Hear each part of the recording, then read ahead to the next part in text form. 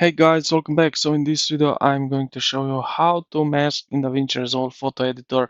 So if you are using the dedicated photo page, making is handled via clean layered adjustment stack.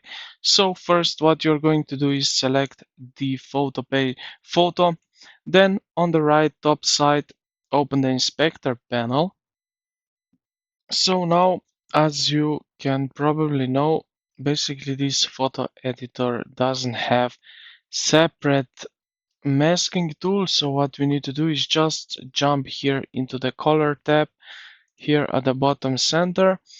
And what we are need to do is simply right here in this menu at the top, we will select this one here, highlight. Then from here, this menu at the bottom here, select window, and here we will select um, every basically design that you like. So let's go with that one that you will see the difference. So I will try not to change much just because that you can see that what is going on right here. Now what else we can do is jump now here to the color wheel and adjust a little bit the basically lifts. Then we have gamma right here, and then we also have gain and some offset, so we can adjust that. HDR, we have also HDR, so we can adjust some shadows, dark tones. Then we have light, highlights,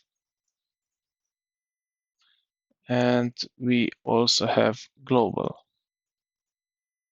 So we can adjust that.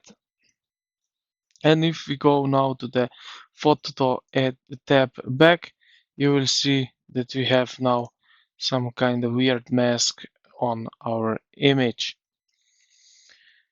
And this is how we can, this is not professional work, as you can see, but this is basically the basic how we can mask in DaVinci Resolve photo. My and yeah, this is basically it. My opinion is that yeah, it's not like a Lightroom, but yeah. I hope this video helped you out. If you did, consider to like the video and subscribe to the channel. Thank you for watching, and I will see you in the next one.